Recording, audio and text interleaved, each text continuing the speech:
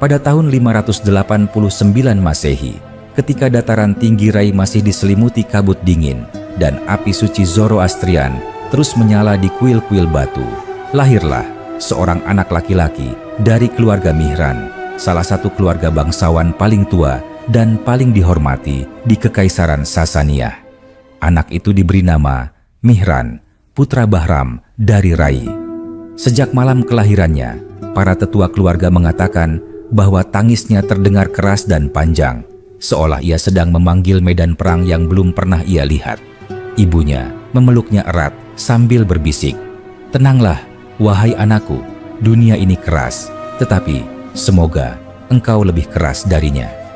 Ayahnya, Bahram, berdiri di dekat perapian sambil menatap nyala api dengan wajah serius, lalu berkata, "Perlahan, anak ini tidak akan tumbuh sebagai penonton sejarah. Ia akan menjadi bagian dari darahnya." Mihran tumbuh dalam lingkungan disiplin besi. Sejak usia sangat muda, ia sudah diajarkan untuk menghormati api suci, tanah Persia, dan sumpah keluarga Mihran yang telah berabad-abad mengabdi sebagai perisai kekaisaran. Pada tahun 599 Masehi, ketika usianya baru 10 tahun, Mihran telah mampu menunggang kuda tanpa pelana dan melempar tombak dengan akurasi yang membuat para prajurit dewasa terdiam. Seorang pelatih tua pernah berkata kepadanya setelah latihan panjang, "Kau memiliki tangan yang stabil dan mata yang dingin, Mihran. Tetapi ingat, perang bukan hanya tentang membunuh." Mihran menjawab tanpa ragu, "Perang adalah tentang bertahan agar yang kita cintai tidak musnah." Jawaban itu membuat pelatih tersebut mengangguk pelan, menyadari bahwa anak ini berpikir melampaui usianya. Memasuki tahun 610 Masehi, kabar dari wilayah selatan mulai merambat ke Persia. Di padang pasir Arab muncul sebuah keyakinan baru yang menyatukan suku-suku yang sebelumnya tercerai-berai. Banyak bangsawan Persia menertawakannya. Namun Mihran, yang saat itu telah menjadi perwira muda, merasakan kegelisahan. Suatu malam, di benteng Rai, ia berbicara dengan ayahnya. "Ayah," katanya, "mengapa para pedagang tampak takut ketika menyebut orang-orang Arab itu?" Bahram menghela napas. "Karena mereka tidak lagi bertarung demi rampasan, tetapi demi keyakinan. Dan keyakinan adalah senjata yang tidak bisa kita patahkan dengan baja saja." Pada tahun 628 Masehi, Kekaisaran Sasania diguncang oleh kekacauan internal. Kaisar berganti dengan cepat, istana dipenuhi intrik, dan kesetiaan banyak bangsawan mulai goyah. Mihran, yang kini telah matang sebagai prajurit, memimpin pasukan elit dari tanah Rai. Ia berkata kepada anak buahnya, "Jika para penguasa lupa pada tanggung jawabnya, maka kitalah yang harus mengingatkan dunia bahwa Persia masih bernapas."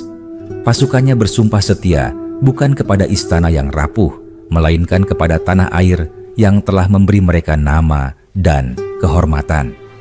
Ketika tahun 633 Masehi tiba, pertemuan pertama Mihran dengan pasukan Muslim terjadi di wilayah perbatasan Mesopotamia. Mereka datang dengan jumlah yang lebih sedikit, namun dengan disiplin yang tidak biasa. Setelah pertempuran singkat, Mihran berdiri di antara mayat-mayat dan berkata kepada perwiranya, "Jangan tertipu oleh pakaian sederhana mereka. Orang-orang ini membawa api di dalam dada mereka." Seorang perwira muda bertanya, "Apakah api itu lebih kuat dari api suci kita?" Mihran menatap langit senja dan menjawab, "Api selalu sama, yang berbeda hanyalah apa yang membuatnya menyala." Tahun 636 Masehi menjadi titik balik. Medan luas Qadisiyah dipenuhi debu, darah, dan teriakan. Mihran berada di garis depan, memimpin pasukan berat yang menjadi kebanggaan Sasania. Malam sebelum pertempuran besar, ia berjalan di antara tenda-tenda prajurit. "Besok," katanya dengan suara tenang, "kita mungkin tidak kembali. Tetapi ingatlah, anak-anak kita harus tahu bahwa kita berdiri sampai akhir." seorang prajurit tua menggenggam tombaknya dan berkata, "Kami akan berdiri bersamamu, Mihran, sampai tanah ini menelan kita." Mihran menepuk bahunya dan tersenyum tipis. Pertempuran berlangsung berhari-hari. Gajah perang meraung, panah menutup matahari, dan teriakan keyakinan bertabrakan dengan teriakan kesetiaan lama. Mihran bertarung tanpa mundur. Pedangnya bergerak seperti perpanjangan dari lengannya sendiri.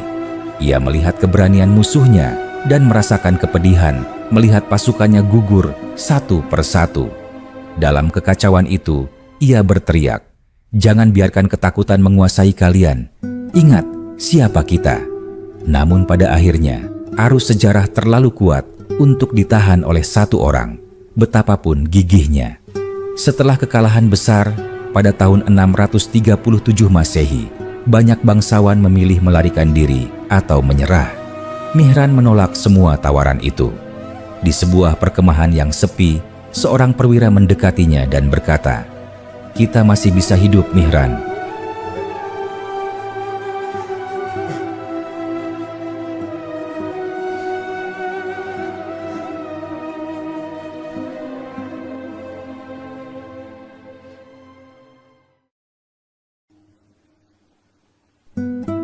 Kita bisa menunggu waktu yang lebih baik. Mihran menggeleng.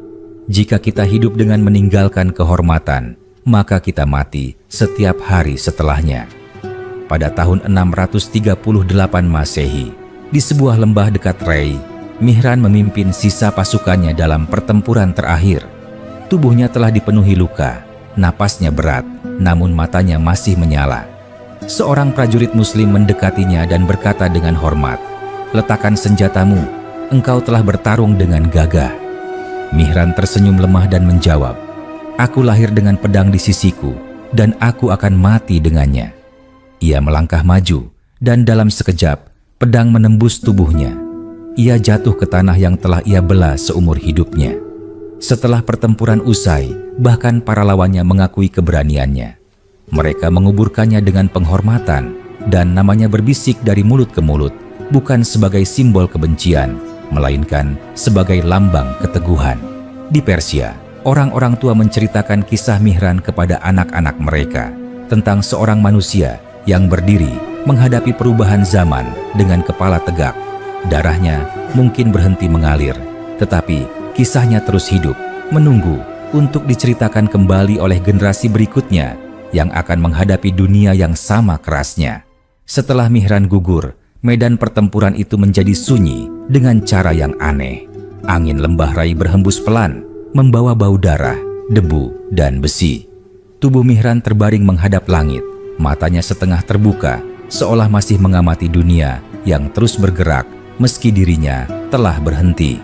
Beberapa prajurit Muslim berdiri di sekitarnya, tidak dengan sorak kemenangan, melainkan dengan diam yang penuh penghormatan. Salah seorang di antara mereka berlutut, menancapkan pedang ke tanah, lalu berkata, "Pelan, orang ini tidak mati sebagai pecundang, ia mati sebagai penjaga sumpahnya." Kata-kata itu menyebar dari satu telinga ke telinga lain, hingga nama Mihran mulai disebut dengan nada yang berbeda, bukan sebagai musuh, melainkan sebagai sosok yang patut dikenang. Kabar kematian Mihran sampai ke Rai beberapa hari kemudian. Di kota itu, lonceng-lonceng kuil tidak dibunyikan, api suci tetap menyala, tetapi suasana duka terasa berat. Keluarga Mihran menerima kabar itu dengan wajah tegar. Istri Mihran, seorang perempuan yang sejak muda terbiasa hidup dalam bayang-bayang perang, duduk diam sambil menggenggam kain perang suaminya yang telah dikirim kembali. Putra sulung Mihran, yang saat itu masih remaja, berdiri di depannya dengan mata merah. "Ayah tidak kembali," katanya dengan suara bergetar. Ibunya menjawab perlahan, "Ayahmu tidak pergi. Ia hanya berubah menjadi cerita yang harus kau jaga." Tahun 639 Masehi membawa perubahan besar bagi Persia. Wilayah demi wilayah jatuh ke tangan pemerintahan baru. Banyak keluarga bangsawan memilih menyesuaikan diri. Beberapa lainnya menghilang dari catatan sejarah. Keluarga Mihran tetap bertahan di Rai, tidak lagi sebagai penguasa militer, tetapi sebagai penjaga ingatan. Putra Mihran tumbuh dengan kisah ayahnya yang diceritakan berulang kali, bukan sebagai ajakan balas dendam, melainkan sebagai pelajaran tentang kesetiaan dan harga diri. Pada suatu malam, ia bertanya kepada ibunya, "Apakah ayah menyesal tidak menyerah?" Ibunya menggeleng pelan. "Ayahmu memilih jalan yang bisa ia jalani tanpa membenci dirinya sendiri." Seiring berlalunya tahun, cerita tentang Mihran menyebar jauh melampaui Rai. Para pengelana membawanya ke kota-kota lain, kadang dengan tambahan, kadang dengan pengurangan, tetapi intinya tetap sama. Ia digambarkan sebagai seorang manusia yang berdiri di antara dua zaman, satu yang memudar dan satu yang bangkit. Dalam cerita-cerita itu, Mihran sering digambarkan berbicara kepada dirinya sendiri di medan perang terakhir, berkata, "Aku tidak bisa menghentikan arus ini, tetapi aku bisa memastikan bahwa aku tidak hanyut tanpa jejak." Kalimat itu menjadi semacam doa bagi mereka yang hidup di masa perubahan. Beberapa tahun kemudian, seorang bekas prajurit Sasaniyah yang pernah bertempur bersama Mihran bertemu dengan seorang ulama muslim di sebuah pasar. Mereka berbincang panjang tentang masa lalu. Sang prajurit berkata, "Aku kehilangan panglimaku, tetapi aku belajar bahwa keberanian tidak selalu berarti menang." Ulama itu menjawab, "Dan kami belajar bahwa musuh kami pun manusia yang berpegang pada nilai." Percakapan seperti itu menunjukkan bahwa meski perang memisahkan, ingatan tentang Mihran justru menjembatani pemahaman. Di Rai, putra Mihran akhirnya dewasa. Ia tidak memilih jalan perang seperti ayahnya, tetapi menjadi penulis dan penjaga arsip. Ia mengumpulkan kisah-kisah tentang masa lalu Persia, tentang ayahnya, tentang kekalahan dan kehormatan. Dalam salah satu tulisannya, ia menulis, "Ayahku gugur dengan pedang di tangannya, tetapi aku hidup dengan pena."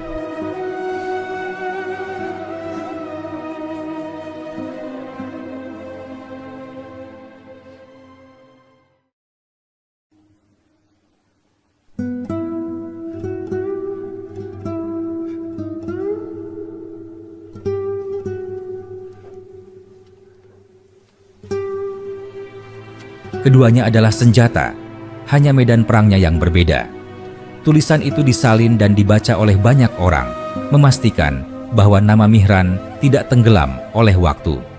Puluhan tahun berlalu dan generasi berganti. Kekaisaran Sasaniyah tinggal kenangan, tetapi kisah Mihran tetap hidup sebagai simbol keteguhan menghadapi perubahan. Anak-anak mendengarnya sebagai dongeng sebelum tidur, para pemuda membacanya sebagai pelajaran, dan orang-orang tua mengingatnya sebagai pengingat bahwa identitas tidak selalu menang, tetapi selalu layak diperjuangkan. Dalam ingatan kolektif itu, Mihran tidak hanya menjadi seorang prajurit yang gugur, melainkan suara dari masa lalu yang terus berbicara kepada masa depan, berkata bahwa kehormatan tidak diukur dari hasil akhir, melainkan dari cara seseorang berdiri ketika segalanya runtuh. Kisah ini belum selesai. Darah Mihran mengalir dalam generasi berikutnya, tidak lagi membawa pedang, tetapi membawa ingatan, pilihan, dan pertanyaan yang sama tentang bagaimana hidup di tengah perubahan zaman. Dari sinilah cerita dapat berlanjut, menuju anak-anak dan cucu-cucunya, menuju dunia yang berbeda, namun tetap dibayangi oleh keputusan seorang manusia bernama Mihran. Tahun demi tahun berlalu setelah wafatnya Mihran, dan dunia yang pernah ia kenal berubah semakin jauh dari bayangan masa mudanya. Rai tidak lagi menjadi kota garnisun yang dipenuhi derap kuda dan denting baju besi, melainkan kota perdagangan yang lebih sunyi, tempat para pedagang, penulis, dan pemuka agama saling berbagi ruang. Namun, di salah satu rumah batu tua milik keluarga Mihran, ingatan tentang masa lalu masih dijaga dengan hati-hati, seolah setiap dinding menyimpan bisikan langkah kaki Mihran ketika ia masih hidup. Putra Mihran, yang kini telah berusia 30 tahun, pada sekitar tahun 665 Masehi, duduk di ruang penyimpanan arsip keluarga. Di hadapannya terbentang lembaran-lembaran catatan tua.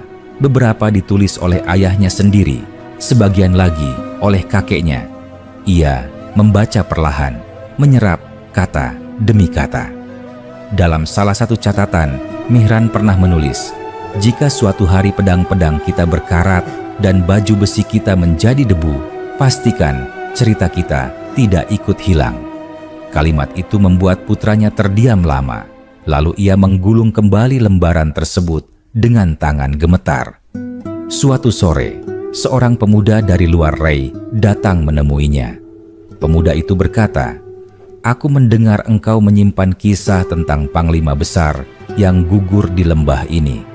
Aku ingin menuliskannya agar orang-orang di kotaku juga tahu."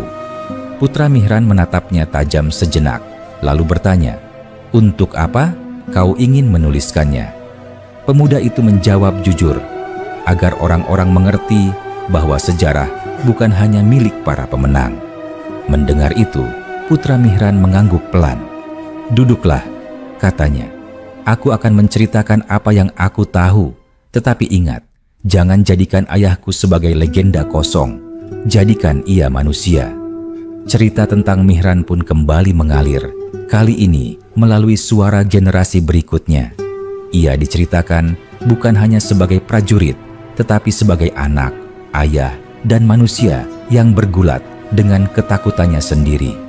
Dalam cerita itu disebutkan bagaimana Mihran pernah duduk di halaman rumahnya, memandangi anak-anaknya bermain, lalu berkata kepada istrinya, "Aku berharap dunia ini lebih lembut kepada mereka daripada kepadaku." Istrinya menjawab, "Jika tidak, setidaknya mereka akan tahu bahwa ayah mereka tidak berbohong pada dirinya sendiri." Percakapan-percakapan kecil seperti itu memberi warna baru pada sosok Mihran, membuatnya lebih dekat dan lebih nyata. Sekitar tahun 670 Masehi, Rai kedatangan seorang pejabat pemerintahan baru. Ia mendengar tentang keluarga Mihran dan memanggil putra Mihran untuk berbicara. Dalam pertemuan itu, pejabat tersebut berkata, "Nama keluargamu besar di masa lalu. Sekarang masa telah berubah. Apa yang kau inginkan?" Putra Mihran menjawab dengan tenang, "Aku tidak menginginkan kekuasaan atau balas dendam. Aku hanya ingin izin untuk menjaga tulisan-tulisan ini." Pejabat itu memandangnya lama, lalu berkata, "Selama tulisan itu tidak mengobarkan kebencian, engkau boleh menyimpannya."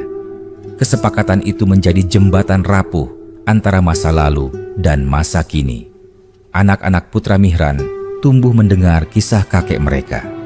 Mereka mendengarnya bukan sebagai cerita perang yang penuh darah, melainkan sebagai kisah pilihan. Suatu malam, seorang cucu Mihran bertanya, "Apakah kakek takut ketika ia bertempur?" Ayahnya menjawab, "Tentu saja.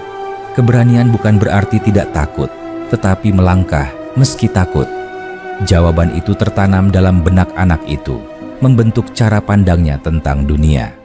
Waktu terus berjalan, dan pada akhir abad ke-7 Masehi, kisah Mihran telah berubah bentuk. Di beberapa tempat ia disebut sebagai simbol perlawanan, di tempat lain sebagai contoh kehormatan, dan di tempat lain lagi sebagai pengingat bahwa tidak semua yang kalah itu hina.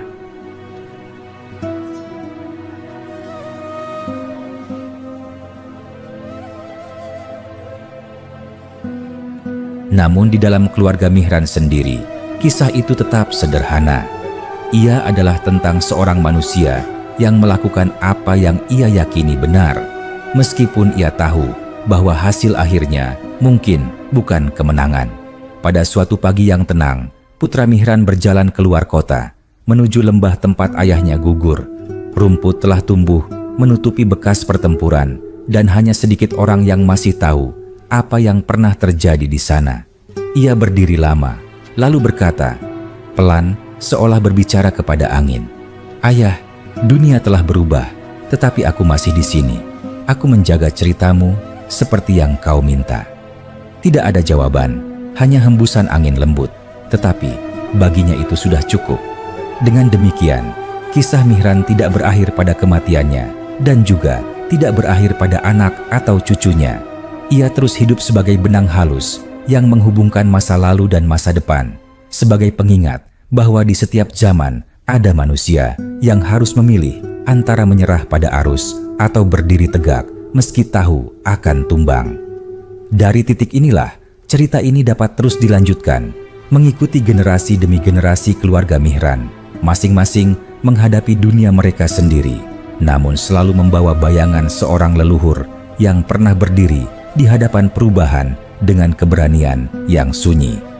Waktu terus bergerak tanpa menunggu siapapun, dan keluarga Mihran perlahan belajar hidup berdampingan dengan kenyataan baru.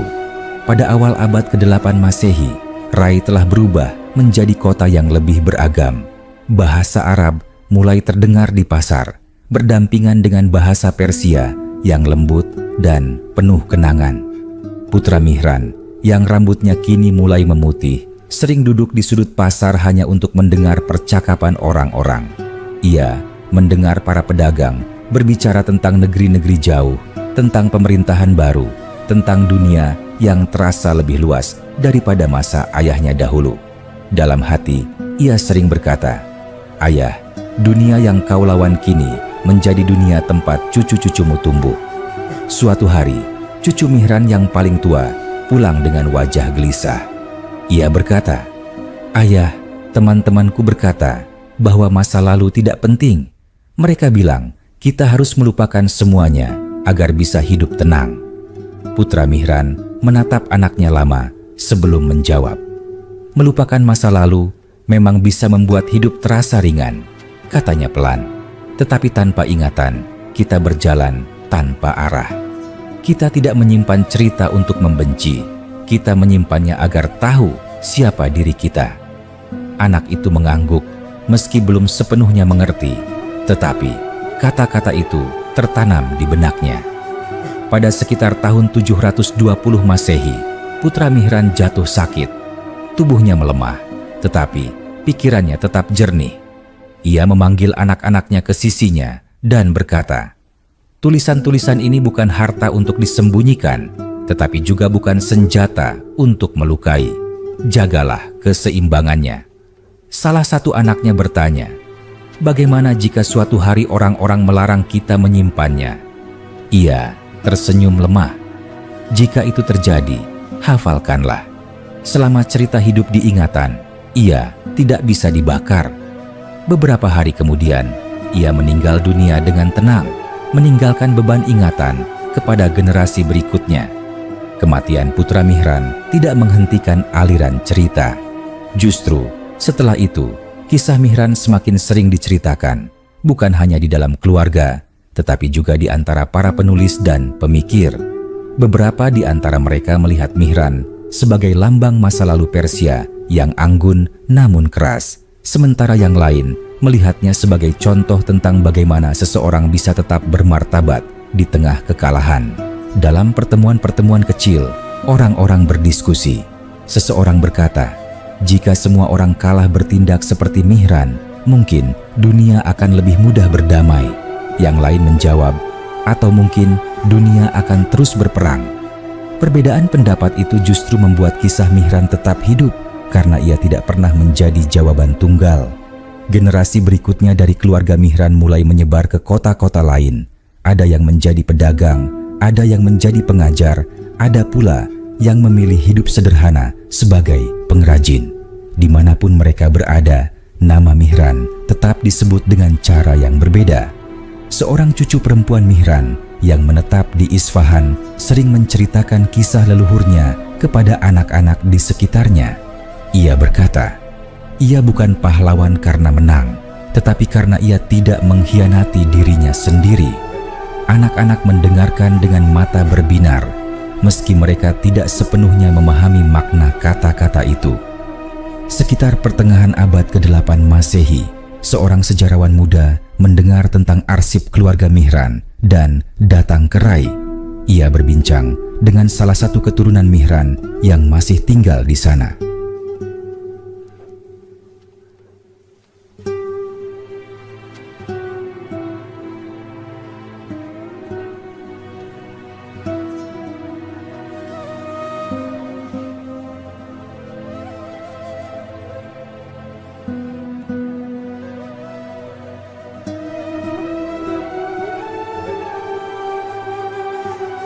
Aku ingin menuliskan sejarah masa ini, katanya.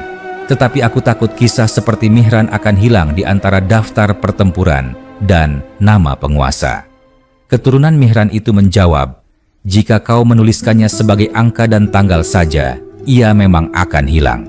Tulislah sebagai pilihan manusia, maka ia akan bertahan. Sejarawan itu terdiam, lalu mengangguk, menyadari bahwa sejarah bukan hanya tentang apa yang terjadi, tetapi tentang bagaimana manusia menghadapinya.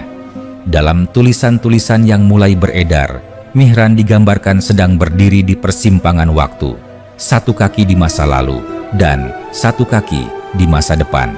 Ia tidak digambarkan sebagai sosok tanpa ragu, tetapi sebagai manusia yang penuh pertanyaan.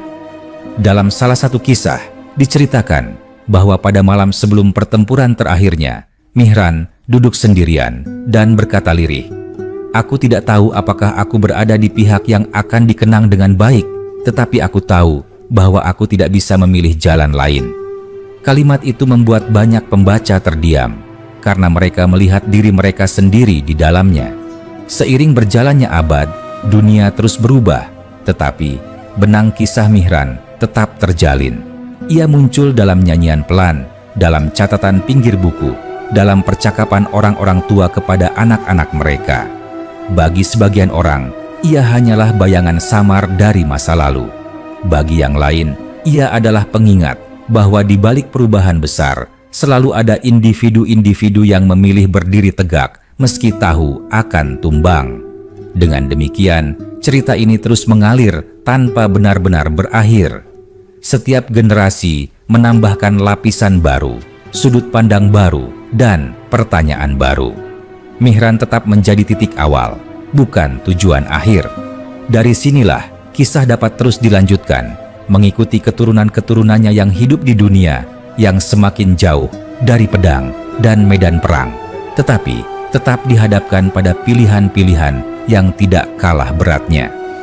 Selama masih ada yang mengingat dan menceritakan, Mihran akan terus berjalan bersama waktu, bukan sebagai bayang-bayang masa lalu yang beku, tetapi sebagai suara lembut yang mengingatkan bahwa kehormatan dalam bentuk apapun selalu berawal dari keberanian untuk setia pada diri sendiri.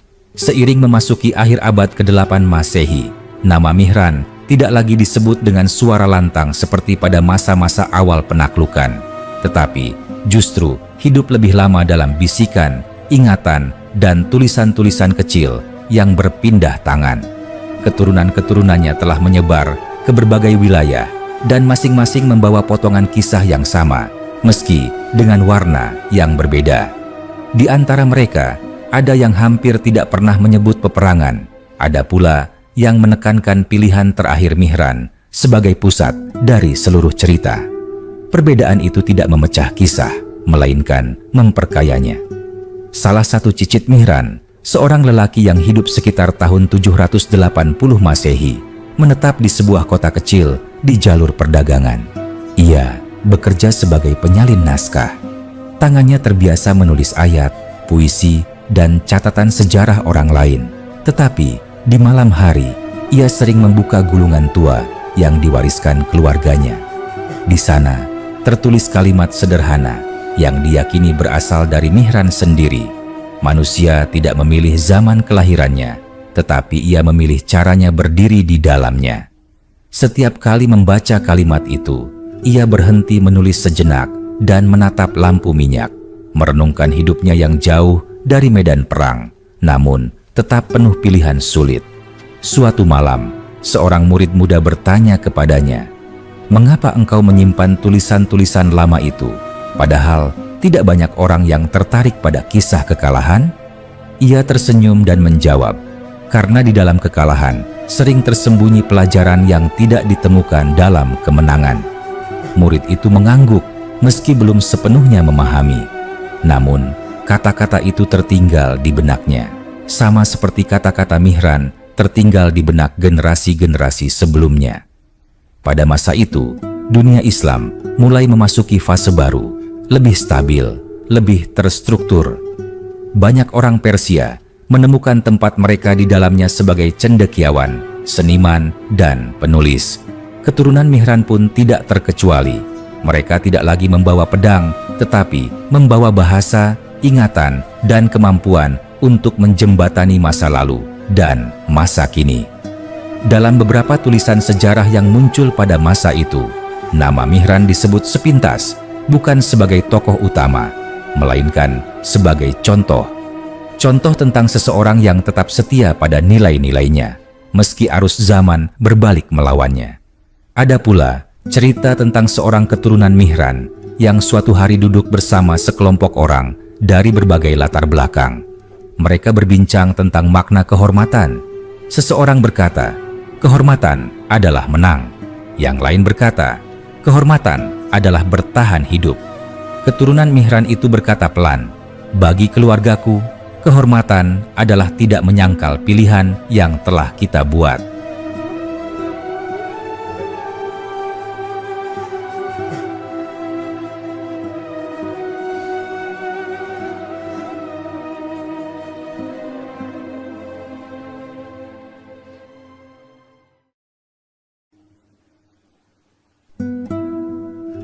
Percakapan itu tidak menghasilkan kesepakatan, tetapi meninggalkan kesan mendalam bagi semua yang mendengarnya. Menjelang akhir abad ke-8 Masehi, kisah Mihran mulai bercampur dengan legenda. Ada yang mengatakan bahwa sebelum gugur, ia melihat masa depan dalam kilasan singkat. Ada pula yang menambahkan kisah tentang tanda-tanda aneh di langit. Namun, keluarga Mihran sendiri selalu berusaha menjaga cerita tetap membumi. Mereka berkata kepada anak-anak mereka, ia tidak melihat masa depan, ia hanya melihat kenyataan dan memilih. Dengan cara itu, mereka menjaga Mihran tetap sebagai manusia, bukan bayangan yang terlalu sempurna untuk dipahami. Di salah satu rumah keluarga Mihran, seorang anak kecil bertanya kepada neneknya, apakah aku harus menjadi seperti Mihran? Sang nenek tersenyum dan mengelus rambutnya. Tidak, katanya lembut, kau harus menjadi dirimu sendiri. Mihran hidup di zamannya dan kau hidup di zamanmu. Yang bisa kau pelajari darinya adalah keberanian untuk jujur pada pilihanmu. Anak itu tertawa kecil, belum mengerti sepenuhnya, tetapi merasa hangat mendengar namanya disebut. Dengan berlalunya waktu, semakin sedikit orang yang tahu detail sejarah Mihran, tetapi semakin banyak yang memahami makna di balik kisahnya. Ia menjadi semacam cermin. Setiap generasi melihat pantulan diri mereka sendiri di dalamnya. Bagi sebagian orang, ia adalah simbol kehilangan. Bagi yang lain, ia adalah simbol keteguhan. Dan bagi keluarganya, ia adalah titik awal dari percakapan panjang tentang identitas, perubahan, dan harga yang harus dibayar untuk tetap setia pada diri sendiri. Cerita ini masih dapat terus berlanjut.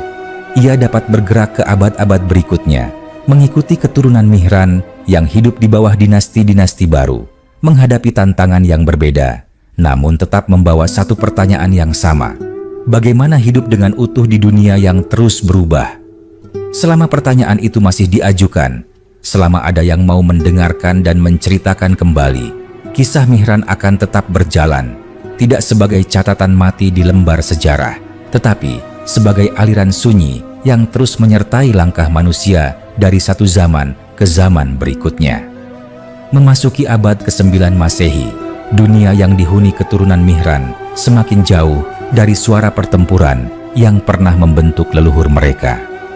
Kota-kota tumbuh sebagai pusat ilmu dan perdagangan, dan Rai menjadi salah satu simpul penting tempat orang-orang dari berbagai latar belakang bertemu.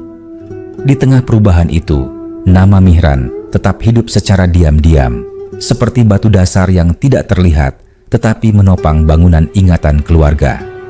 Salah satu keturunan Mihran pada masa itu adalah seorang lelaki paruh baya yang bekerja sebagai pengajar bahasa dan sastra. Ia sering mengajarkan puisi dan hikmah kepada murid-muridnya, tetapi sesekali ia menyelipkan cerita lama tanpa menyebutkan nama secara langsung. Suatu hari, seorang murid bertanya, "Guru, mengapa engkau selalu berbicara tentang pilihan dan tanggung jawab?" Ia tersenyum dan menjawab, Karena hidup bukan sekadar tentang apa yang terjadi pada kita, tetapi tentang bagaimana kita menjawabnya. Murid-murid itu tidak tahu bahwa kalimat tersebut telah diwariskan dari cerita tentang Mihran, diulang dalam bentuk yang lebih halus agar sesuai dengan zaman mereka. Pada sekitar tahun 820 Masehi, keluarga Mihran menghadapi dilema baru. Beberapa naskah lama yang mereka simpan mulai rapuh, kertasnya menguning, tintanya memudar. Seorang anggota keluarga berkata, "Jika kita terus menyimpannya seperti ini, semuanya akan hancur." Yang lain menjawab, "Jika kita menyalinnya, apakah kita tidak mengubahnya?" Setelah perdebatan panjang, mereka sepakat untuk menyalin naskah-naskah itu dengan hati-hati, menambahkan catatan kecil untuk membedakan antara cerita yang diturunkan langsung dan ingatan yang telah berkembang. Keputusan itu menjadi bentuk baru kesetiaan, bukan pada bentuk asli semata, tetapi pada makna yang ingin dijaga. Dalam salah satu salinan tersebut, terdapat kisah tentang malam terakhir Mihran sebelum pertempuran terakhirnya, diceritakan kembali dengan nada yang lebih tenang.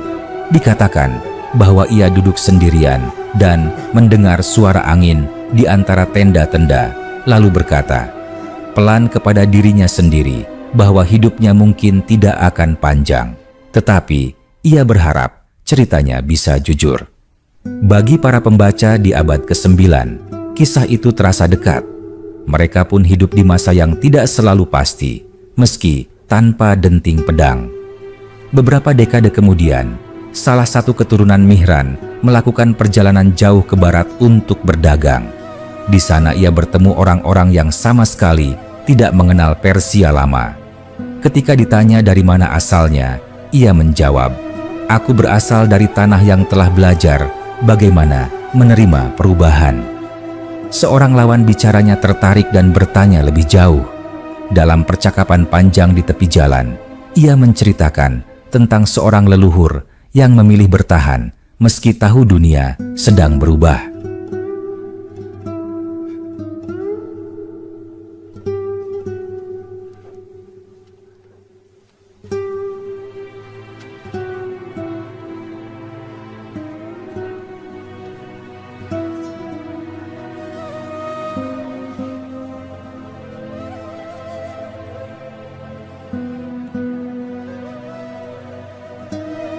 Orang-orang yang mendengarnya terdiam, lalu salah seorang berkata, "Cerita itu milik semua orang yang pernah merasa tertinggal oleh zaman."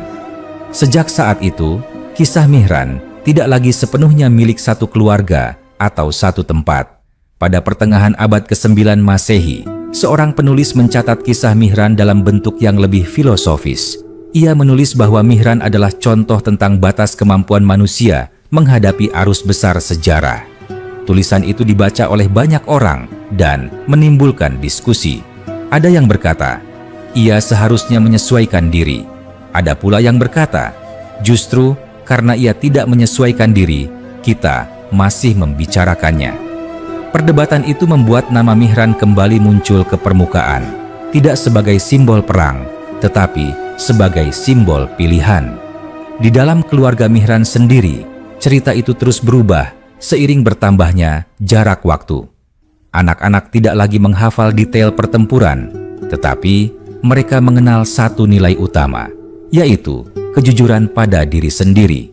Seorang ayah berkata kepada anaknya, "Jika suatu hari kau harus memilih antara jalan yang mudah dan jalan yang benar menurut hatimu, ingatlah cerita tentang leluhur kita." Anak itu bertanya, "Apakah jalan yang benar selalu berakhir baik?" Sang ayah menggeleng. "Tidak selalu, tetapi setidaknya kau tidak akan tersesat." Memasuki akhir abad ke-9 Masehi, dunia kembali mengalami perubahan politik dan sosial. Dinasti berganti, pusat kekuasaan berpindah. Banyak cerita lama hilang atau dilupakan. Namun kisah Mihran bertahan karena ia tidak terikat pada satu kekuasaan atau satu kemenangan. Ia bertahan karena ia berbicara tentang sesuatu yang selalu ada dalam kehidupan manusia, yaitu pilihan, kehilangan, dan keberanian untuk tetap berdiri. Dalam sebuah keluarga kecil yang masih mengaku sebagai keturunan Mihran, seorang perempuan tua duduk bersama cucunya pada suatu sore. Ia menceritakan kisah leluhur mereka dengan suara pelan. Cucu itu bertanya, "Apakah Mihran bahagia dengan pilihannya?" Perempuan tua itu terdiam sejenak, lalu menjawab, "Aku tidak tahu apakah ia bahagia, tetapi aku yakin ia tidak berbohong pada dirinya sendiri." Jawaban itu membuat cucu tersebut merenung lama, meski ia belum sepenuhnya memahami arti kata-kata itu. Dengan demikian, kisah Mihran terus bergerak melintasi waktu, bukan sebagai cerita yang beku, tetapi sebagai percakapan yang tidak pernah benar-benar selesai. Setiap generasi menafsirkan ulang, menyesuaikan dengan pertanyaan mereka sendiri, dan membawa kisah itu ke arah yang baru. Selama masih ada manusia yang bertanya bagaimana caranya hidup dengan utuh di tengah perubahan, selama itu pula cerita tentang Mihran akan menemukan tempatnya, mengalir tenang namun dalam, dari satu abad ke abad berikutnya. Memasuki abad ke-10 Masehi, jarak waktu antara Mihran dan keturunannya telah menjadi begitu panjang, sehingga nama itu tidak lagi hadir sebagai sosok yang jelas, melainkan sebagai gema yang kadang muncul, kadang menghilang, tergantung siapa yang mengingatnya. Namun di dalam keluarga yang masih menyimpan garis keturunan itu, gema tersebut tetap dijaga, meski bentuknya semakin halus. Ia tidak lagi hadir sebagai kisah perang, melainkan sebagai kerangka nilai yang membentuk cara berpikir dan bertindak. Pada masa itu, salah seorang keturunan Mihran hidup sebagai tabib di sebuah kota kecil. Ia tidak pernah melihat medan perang, tidak pernah memegang pedang, tetapi setiap hari ia berhadapan dengan kehidupan dan kematian. Suatu sore, setelah gagal menyelamatkan seorang pasien, ia duduk sendirian dan berkata pelan, seolah berbicara kepada udara, "Jika aku tidak bisa menang melawan kematian, setidaknya aku ingin jujur dalam usahaku." Kalimat itu mengingatkannya pada cerita lama tentang leluhur mereka. Ia tersenyum tipis, menyadari bahwa meski dunia telah berubah, pertanyaan-pertanyaan dasarnya tetap sama. Di rumahnya, ia menyimpan satu naskah kecil yang telah disalin berkali-kali selama beberapa generasi. Tulisan di dalamnya tidak lagi utuh, beberapa bagian hilang, beberapa lainnya telah ditambahi catatan pinggir. Namun, di antara semua itu, ada satu gagasan yang terus bertahan, bahwa manusia tidak diukur dari hasil akhirnya saja, melainkan dari kesetiaannya pada pilihan yang ia anggap benar. Setiap kali ia ragu dalam mengambil keputusan sebagai tabib, ia membuka naskah itu dan membaca potongan-potongan yang masih bisa dipahami. Anak-anaknya tumbuh dalam dunia yang lebih aman dibandingkan masa Mihran, tetapi juga lebih rumit. Mereka menghadapi dilema yang berbeda tentang iman, tentang pekerjaan, tentang hubungan dengan orang-orang dari latar belakang yang beragam. Suatu malam, salah satu anaknya bertanya, "Ayah, apakah kita harus selalu mengikuti cerita keluarga?" Sang ayah menggeleng dan menjawab, "Tidak, cerita itu bukan rantai yang mengikat kita, tetapi..."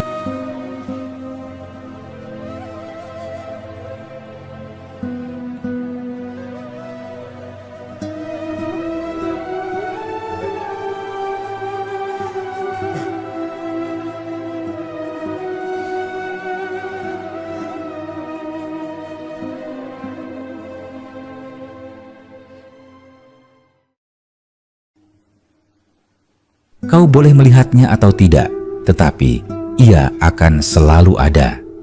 Jawaban itu memberi ruang bagi anak-anaknya untuk tumbuh tanpa merasa dibebani, tetapi tetap sadar akan akar mereka.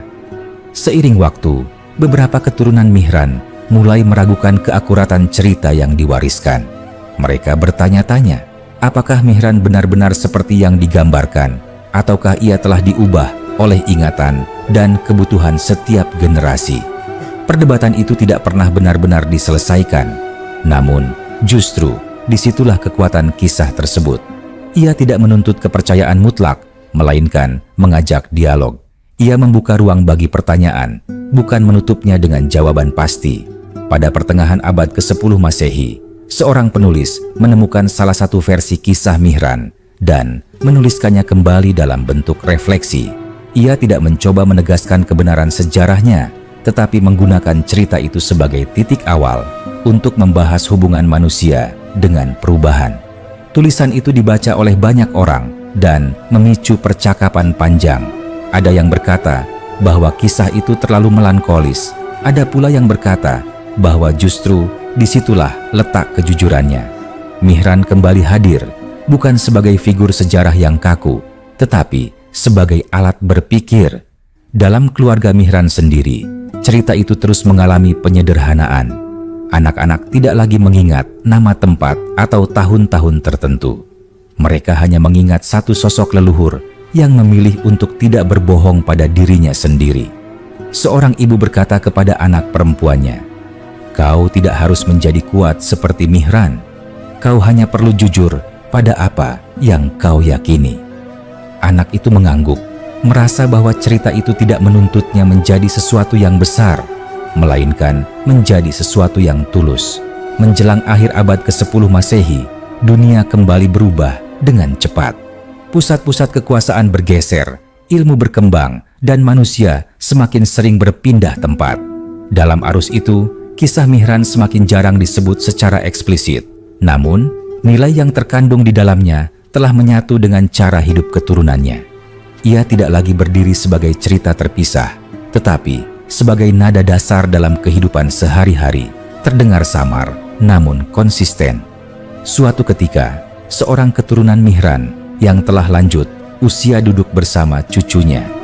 Cucu itu bertanya, "Apakah kisah leluhur kita akan hilang suatu hari nanti?" Orang tua itu tersenyum dan menjawab, "Mungkin nama dan detailnya akan hilang, tetapi selama ada orang yang memilih dengan jujur meski sulit, kisah itu masih hidup." Jawaban itu tidak dimaksudkan sebagai penghiburan, melainkan sebagai penerimaan. Tidak semua hal harus bertahan dalam bentuk yang sama untuk tetap berarti. Dengan demikian, cerita Mihran terus berjalan, tidak lagi terikat pada satu nama atau satu keluarga saja. Ia telah menjadi bagian dari aliran cerita manusia yang lebih besar tentang bagaimana menghadapi perubahan tanpa kehilangan diri sendiri.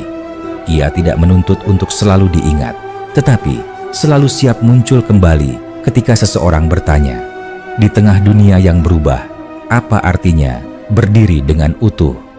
Dari titik ini, kisah ini masih dapat dilanjutkan ke abad-abad berikutnya, ke keturunan yang mungkin tidak lagi mengetahui asal-usul mereka secara rinci, tetapi tetap membawa gema pilihan seorang manusia dari masa lalu.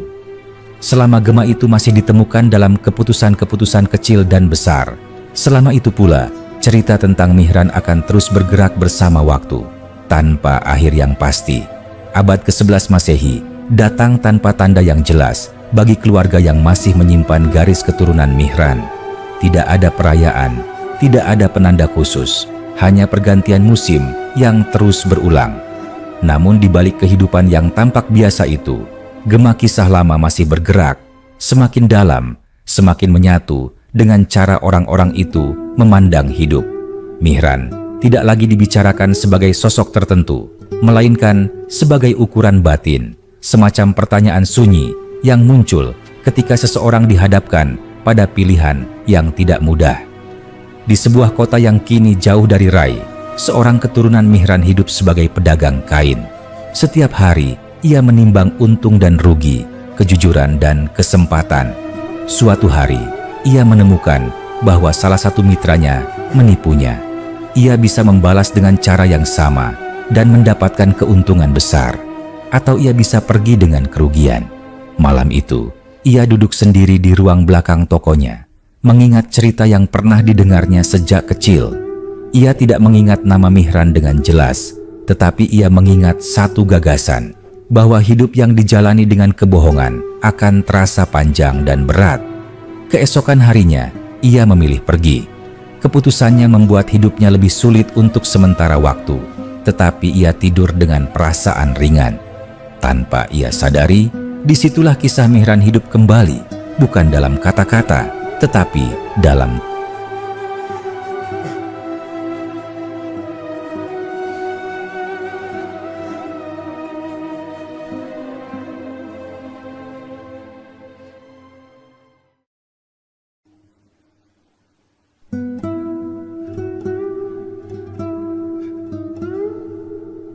anaknya tumbuh menyaksikan pilihan-pilihan itu. Ia tidak pernah diajari secara langsung tentang leluhur mereka, tetapi ia melihat bagaimana ayahnya menolak jalan pintas yang melukai orang lain. Suatu malam, ia bertanya, "Mengapa ayah tidak melakukan apa yang dilakukan orang lain?" Ayahnya menjawab singkat, "Karena aku ingin bisa menatap diriku sendiri setiap pagi." Jawaban itu sederhana, tetapi mengendap lama di benak anak tersebut, seperti benih yang menunggu waktu untuk tumbuh. Seiring berlalunya abad, dunia semakin terhubung. Orang-orang berpindah dari satu kota ke kota lain, membawa cerita, bahasa, dan nilai yang saling bercampur. Keturunan Mihran tidak lagi bisa menunjuk satu tempat sebagai asal mereka. Mereka menjadi bagian dari arus besar manusia. Namun justru dalam ketercerabutan itu, kisah lama menemukan bentuk baru. Ia tidak lagi terikat pada tanah atau keluarga, tetapi pada pengalaman universal tentang kehilangan, perubahan, dan pilihan. Pada suatu masa, seorang keturunan Mihran yang bekerja sebagai penulis diminta menuliskan kisah-kisah lama untuk seorang bangsawan. Ia membaca berbagai catatan sejarah tentang kemenangan dan kekalahan, tentang penguasa yang naik dan jatuh. Di sela-sela pekerjaannya, ia menulis satu kisah pendek yang tidak diminta siapapun. Kisah itu tentang seorang lelaki dari masa lalu yang berdiri di hadapan perubahan besar dan memilih untuk tidak mengingkari dirinya sendiri. Ia tidak menyebut nama, tidak menyebut tempat, hanya menyebutkan perasaan dan keraguan. Ketika kisah itu dibacakan kepada beberapa orang, mereka terdiam. Seseorang berkata, "Aku merasa seolah kisah itu berbicara tentang diriku." Penulis itu tersenyum, menyadari bahwa kisah Mihran telah mencapai bentuknya yang paling luas, menjadi cermin bagi siapapun yang membacanya. Dalam keluarga kecil yang masih menyimpan cerita lisan, seorang ibu tua berkata kepada cucunya, "Kita tidak diwarisi harta besar atau kekuasaan. Kita diwarisi pertanyaan." Cucunya bertanya, "Pertanyaan tentang apa?" Ia menjawab, "Tentang bagaimana hidup tanpa mengkhianati diri sendiri." Cucu itu belum mengerti sepenuhnya, tetapi ia merasakan bahwa pertanyaan itu penting, bahkan jika jawabannya belum ia miliki. Memasuki abad ke-12 Masehi, Mihran hampir sepenuhnya menghilang sebagai nama. Ia tidak lagi dikenali sebagai tokoh sejarah oleh keturunannya sendiri, namun dalam keputusan-keputusan kecil, dalam penolakan terhadap kebohongan yang mudah, dalam keberanian untuk menerima kehilangan, kisah itu terus berdenyut. Ia tidak lagi membutuhkan pengakuan atau pengingat. Ia hidup seperti napas, tidak terlihat tetapi selalu ada. Suatu ketika, seorang lelaki yang tidak mengetahui apapun tentang Mihran dihadapkan pada pilihan yang berat. Ia bisa menyelamatkan dirinya dengan mengorbankan orang lain, atau ia bisa menanggung risiko besar demi kejujuran. Ia memilih yang kedua, tanpa tahu mengapa ia melakukannya. Setelah semuanya berlalu, ia berkata kepada dirinya sendiri bahwa ia hanya melakukan apa yang terasa benar. Jika seseorang dari keluarga Mihran mendengar cerita itu, ia mungkin akan tersenyum dan berkata bahwa di sanalah cerita leluhur mereka masih berjalan, meski tanpa nama. Dengan demikian, kisah Mihran tidak lagi bergerak sebagai garis lurus dari masa lalu ke masa depan. Ia menyebar, bercabang, dan meresap ke dalam pengalaman manusia yang tak terhitung jumlahnya.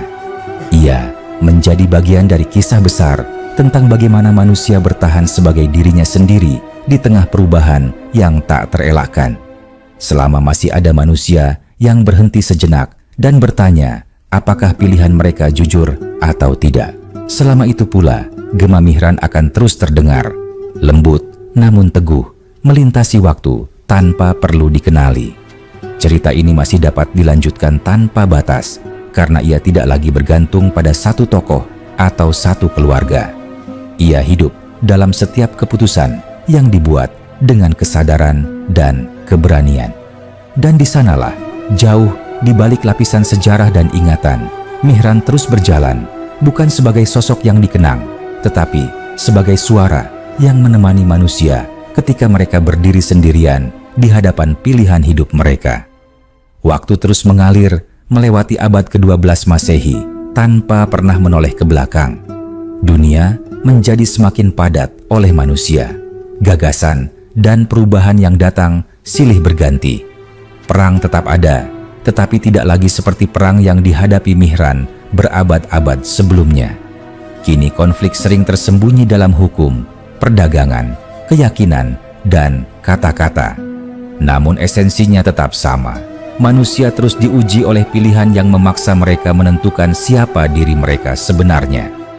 Di sebuah kota yang ramai, seorang lelaki muda hidup tanpa mengetahui apapun tentang asal-usul keluarganya, selain cerita samar tentang nenek moyang yang pernah hidup dengan prinsip kuat. Ia bekerja sebagai juru timbang di pasar, pekerjaan sederhana yang menuntut kejujuran.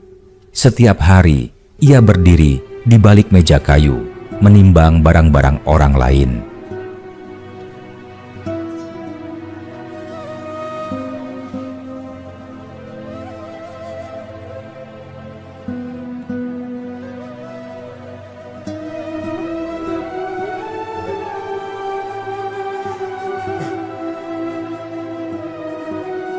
Godaan untuk mengurangi timbangan selalu ada, karena hampir tidak ada yang akan menyadarinya. Pada suatu hari, seorang pedagang tua berkata kepadanya sambil tersenyum licik, "Tidak ada yang akan tahu jika kau sedikit menggeser batu timbangan." Lelaki muda itu terdiam sejenak. Ia tidak tahu mengapa dadanya terasa berat. Ia hanya menjawab, "Aku akan tahu." Pedagang itu tertawa dan pergi. Tetapi lelaki muda itu merasa seolah baru saja melewati pertempuran yang tidak terlihat. Malam itu, ia pulang dengan langkah lambat. Ia tidak merasa bangga, tetapi juga tidak merasa kalah. Ia hanya merasa utuh. Perasaan itu asing baginya, namun menenangkan. Jika seseorang bisa menelusuri garis waktu dengan cukup jauh, mungkin mereka akan menemukan bahwa perasaan itulah yang pernah dirasakan Mihran ketika ia memutuskan untuk tetap berdiri meski tahu arus sejarah tidak berpihak padanya. Tanpa nama, tanpa ingatan, pengalaman itu terulang kembali. Pada masa-masa berikutnya, keturunan Mihran semakin tidak dapat dibedakan dari masyarakat luas. Mereka menikah dengan keluarga lain, berpindah tempat, mengganti bahasa, dan mengadopsi kebiasaan baru. Tidak ada lagi gulungan naskah yang diwariskan secara khusus. Tidak ada lagi cerita lisan yang menyebut pertempuran di lembah atau nama Rai. Namun, sesuatu yang tidak tertulis tetap bertahan, semacam kebiasaan batin untuk berhenti sejenak sebelum memilih jalan yang mudah. Di sebuah rumah kecil, seorang ayah mengajarkan anaknya membaca. Di sela-sela pelajaran, ia berkata, "Jika suatu hari kau bingung harus melakukan apa, tanyakan satu hal pada dirimu sendiri. Apakah pilihan ini membuatmu harus berbohong pada hatimu?" Anak itu mengangguk, tidak memahami sepenuhnya, tetapi ia mengingat nada suara ayahnya yang sungguh-sungguh. Kalimat itu akan muncul kembali bertahun-tahun kemudian, ketika anak itu dewasa dan menghadapi pilihan hidupnya sendiri. Abad berganti, dan manusia terus menumpuk cerita di atas cerita. Banyak kisah besar tenggelam, banyak nama hilang. Namun kisah Mihran tidak tenggelam, karena ia telah berubah menjadi sesuatu yang tidak bisa dihancurkan oleh waktu, yaitu pola. Pola tentang bagaimana manusia bereaksi ketika dihadapkan pada perubahan yang tidak bisa mereka kendalikan. Ada yang menyerah, ada yang beradaptasi, ada yang melawan, dan ada pula yang memilih untuk tetap setia pada diri mereka sendiri meski tahu hasilnya pahit. Pada suatu masa yang jauh, seorang penulis merenung tentang sejarah dan berkata dalam tulisannya bahwa manusia sering mengira sejarah digerakkan oleh para pemenang, padahal seringkali ia digerakkan oleh mereka yang kalah tetapi meninggalkan bekas. Bekas itu tidak selalu berupa bangunan atau kerajaan, melainkan cara berpikir yang diwariskan secara diam-diam. Jika Mihran masih memiliki suara, mungkin ia akan tersenyum mendengar hal itu. karena ia tidak pernah berniat meninggalkan apapun selain dirinya sendiri. Di penghujung cerita yang tidak pernah benar-benar selesai ini, Mihran tidak lagi berdiri sebagai tokoh yang dapat ditunjuk atau dijelaskan secara rinci. Ia telah menyatu dengan pertanyaan yang terus muncul dalam kehidupan manusia. Apakah aku memilih ini karena takut, karena nyaman, atau karena jujur? Setiap kali seseorang memilih kejujuran meski berat, setiap kali seseorang menerima kehilangan tanpa mengingkari dirinya sendiri, disitulah kisah Mihran berlanjut, tanpa kata, tanpa nama, tetapi nyata. Dan selama manusia masih hidup di dunia yang berubah, selama pilihan-pilihan sulit masih ada, cerita ini tidak akan pernah mencapai akhir. Ia akan terus berjalan, berpindah dari satu hati ke hati lain, dari satu zaman ke zaman berikutnya, membawa gema seorang manusia dari masa lalu yang pernah berdiri di hadapan perubahan dan berkata dengan caranya sendiri bahwa ia tidak akan berbohong pada dirinya sendiri. Waktu berjalan semakin jauh dan cerita ini memasuki masa ketika manusia mulai menamai zaman dengan cara yang berbeda. Tetapi pertanyaan yang mereka hadapi tetap serupa. Pada masa-masa itu, tidak ada lagi yang menyebut Mihran secara langsung. Bahkan di dalam keluarga yang dahulu menjaga kisahnya, nama itu telah larut seperti garam di dalam air, tidak terlihat tetapi memberi rasa. Yang tersisa hanyalah kecenderungan, semacam kebiasaan batin yang diwariskan tanpa sadar dari orang tua kepada anak, dari satu keputusan ke keputusan berikutnya. Di sebuah wilayah yang jauh dari Persia lama, seorang lelaki hidup sebagai pengrajin logam. Setiap hari ia memanaskan besi, memukulnya, membentuknya menjadi alat-alat yang dibutuhkan orang lain. Ia sering berpikir bahwa besi mengajarkannya sesuatu tentang manusia. Besi yang dipukul tanpa henti akan retak jika terlalu dingin dan akan melemah jika terlalu panas. Ia pernah berkata kepada muridnya, "Manusia juga seperti ini."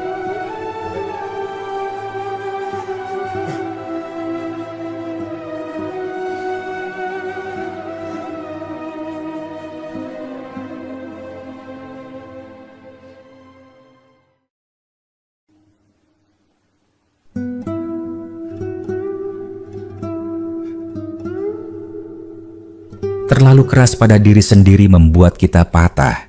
Terlalu lunak membuat kita kehilangan bentuk. Murid itu tidak tahu bahwa ucapan itu memiliki gema dari kisah yang jauh lebih tua tentang seorang leluhur yang memahami batas dirinya sendiri. Suatu hari, pengrajin itu menerima pesanan besar dari seorang pejabat. Ia diminta membuat alat dengan bahan yang lebih murah, tetapi diminta mengakuinya sebagai bahan berkualitas tinggi. Imbalannya besar, cukup untuk mengubah hidupnya. Ia pulang dengan pikiran gelisah. Di rumahnya yang sederhana, ia duduk lama tanpa berbicara. Istrinya bertanya, "Apa yang mengganggumu?"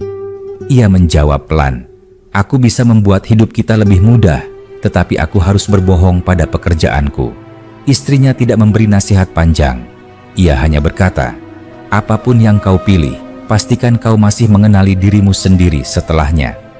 Kalimat itu, tanpa disadari siapapun, adalah pantulan dari keputusan yang pernah diambil Mihran berabad-abad sebelumnya. Ia akhirnya menolak pesanan itu. Hidupnya tidak berubah secara drastis, tetapi ada sesuatu yang tetap utuh di dalam dirinya.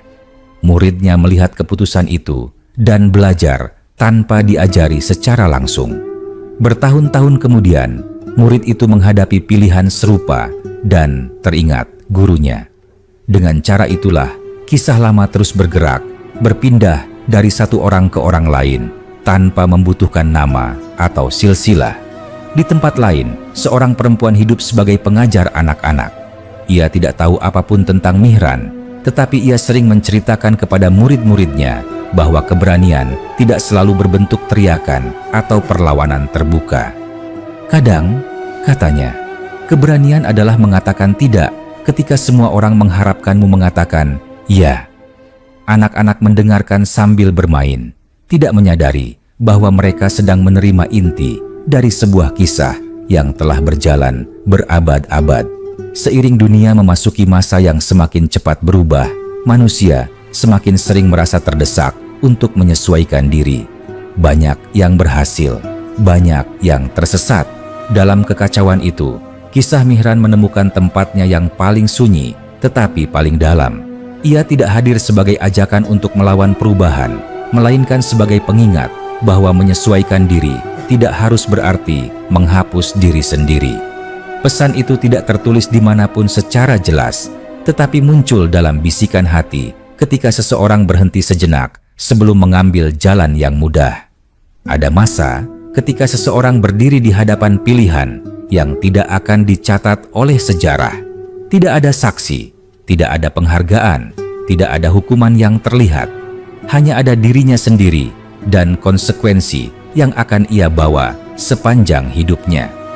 Pada momen-momen seperti itulah, cerita ini selalu menemukan jalan untuk hadir. Ia tidak berkata apa yang harus dilakukan. Ia hanya bertanya, apakah engkau bisa hidup dengan pilihan ini? Pertanyaan itu sederhana, tetapi seringkali lebih berat daripada 1000 perintah.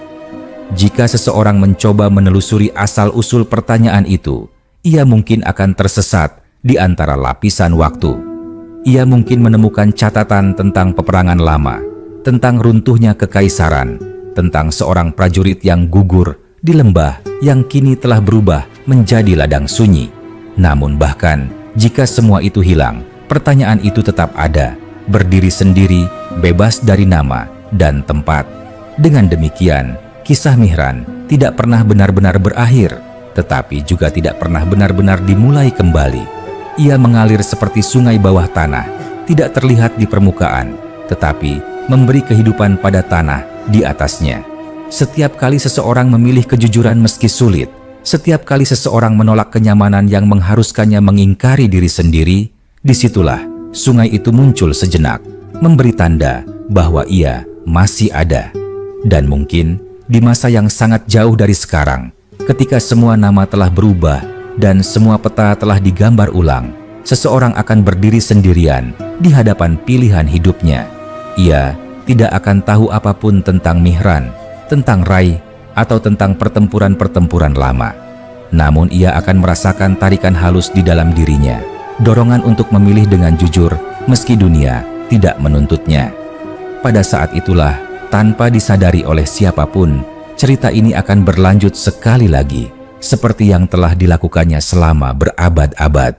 Waktu terus melaju tanpa rasa lelah, dan kisah ini bergerak ke masa ketika manusia mulai mencatat tahun-tahun dengan cara yang lebih teratur, tetapi tetap tidak mampu mengatur hatinya sendiri. Dunia menjadi semakin padat, kota-kota membesar, dan manusia hidup semakin dekat satu sama lain, namun seringkali merasa semakin sendirian. Dalam keramaian itulah, gema kisah lama menemukan bentuk barunya, bukan lagi sebagai cerita keluarga atau refleksi filsafat, melainkan sebagai suara hati yang muncul di saat-saat paling sunyi.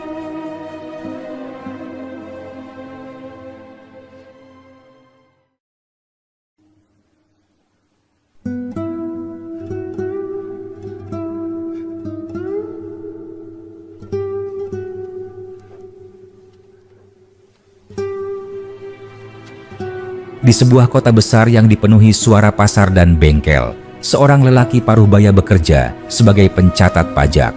Pekerjaannya membuatnya akrab dengan angka, tetapi juga dengan keluhan orang-orang kecil.